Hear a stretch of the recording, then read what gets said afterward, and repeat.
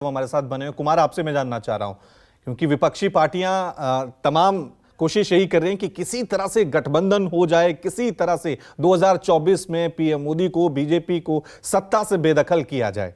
लेकिन बीजेपी की तरफ से, क्योंकि आप बीजेपी कवर करते हैं, तो मैं जानना चाहूंगा बीजेपी का क्या स्ट्रेटेजी नजर आ रही है आपको 2024 को लेकर, गठबंधन को लेकर? क्योंकि इतना तो तय है कि चेहरा उनके पास है, बीजेपी अपने दम पर बहुमत हासिल कर चुकी है, यह भी है, लेकिन क्या गठबंधन को लेकर कोई खास रणनीति होगी उनकी?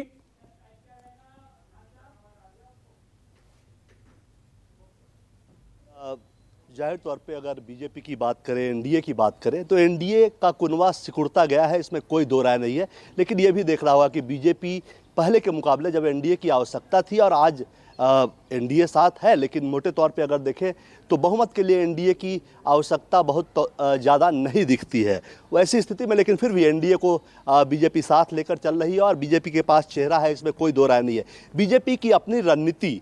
के अलावा विपक्षी रणनीति क्या होता है उस पर भी नज़र होती है और उसी हिसाब से आगे की रणनीति, आगे की स्ट्रैटेजी तय की जाती है। मोटे तौर पे विपक्षी एकता की अगर आप बात करें तो अभी की स्थिति में 2004 से 14 तक तो कांग्रेस ने लीड किया ही था विपक्षी एकता को और विपक्षी गठबंधन को, यूपीए को। लेकिन अभी की भी स्थिति अगर आप देखें, तमिलनाडु, बिहार, महाराष्ट्र, केरल समेत ऐसे और नॉर्थ ईस्ट के कुछ राज्य ऐसे हैं जहां अभी भी, झारखंड, जहां अभी भी कांग्रेस पार्टी का गठबंधन है बाकी दलों के साथ रहा।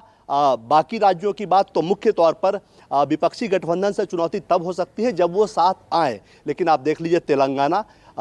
केसीआर एक अलग मोर्चा लीड करना चाहते हैं, ममता बनर्जी वो भी एक अपने संसद में भी देखा जो तमाम मुद्दे हुए वो चर्चा की जब बात आई तो हिंडनबर्ग रिपोर्ट पे तो टीएमसी ने ही वो पहली पार्टी थी जिसने अलग लाइन ली और कहा कि इस पे चर्चा होनी चाहिए और लास्टली सबको उस पर एग्री करना पड़ा और उस पर नहीं, राष्ट्रपति का अभिभाषण पे चर्चा हुई, उस पर लोगों ने अपनी अपनी बात कही। तो जहाँ तक विपक्षी एकता का सवाल है, विपक्ष 2004 से 14 की स्थिति को देखेंगे तो तमाम दल जब साथ थे तो उनके वोटिंग परसेंटेज की बात कर ले या सीटों की बात कर ले, 2004 अखिलेश यादव आपको याद होंगे, उनकी पार्टी याद होगी, 37 सीट लेकर लोकसभा में पहुंची थी। 2000 पिछले चुनाव की बात कर ले तो उस वक्त 4 के आसपास सांसद आम आदमी पार्टी के थे, आज बाद में 1 हो गए 19 में और आज एक सांसद भी उनका लोकसभा में नहीं है। तो कुल मिलाकर विपक्षी एकता अगर बनती है तो ऐसी स्थिति में बीजेपी के पास 2 जवाब है। पहला, विकास का चेहरा यानी कि नरेंद्र मोदी, वो लगातार है, उसकी मार्केटिंग भी हो रही है लगातार।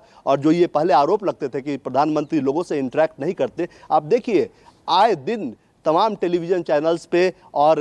तमाम जो कार्यक्रम होते हैं उसमें प्रधानमंत्री लाभार्थियों से बातचीत करते नज़र आते हैं, जो स्टेक होल्डर्स हैं उनसे लगातार बातचीत करके इंटरेक्ट करते नज़र आते हैं। आरोप विपक्ष लगाता है कि प्रेस से बात नहीं करते, लेकिन प्रेस के जरिए आम लोगों से उनकी लगातार बातचीत होती है और टेलीविज़न पे वो दिखता भी है। दूसरा, अगर विपक्षी गठबंधन बनता है तो फिर राज्यों में लड़ने के लिए 2 चीज़ें, एक तो विकास है, दूसरा परिवारवाद और भ्रष्टाचार। 2 बड़ा मुद्दा बीजेपी ने पहले से ही तैयार कर दिया है। तो एक तरफ अगर विपक्षी गठबंधन बनता है, जिसकी उम्मीद कम दिखती है कि चुनाव पूर्व बनेगी, लेकिन अगर बनती भी है तो एक तरफ नरेंद्र मोदी का चेहरा है, क्योंकि विपक्ष में कोई ऐसा चेहरा नहीं है, क्योंकि अब समय भी कम है कि उस लेवल तक पहुंच जाए जहां आज के डेट में प्रधानमंत्री नरेंद्र मोदी हैं। और उसके बाद अगर गठबंधन बनता भी है, राज्यों में लड़ना भी होता है, छत्रपों के उनके साथ अगर कांग्रेस मिल भी जाती है तो भी भ्रष्टाचार और परिवारवाद एक बड़ा मुद्दा होगा, जिसे बीजेपी ये साबित कर चुकी है कि वो समाज को, देश को दीमक की तरह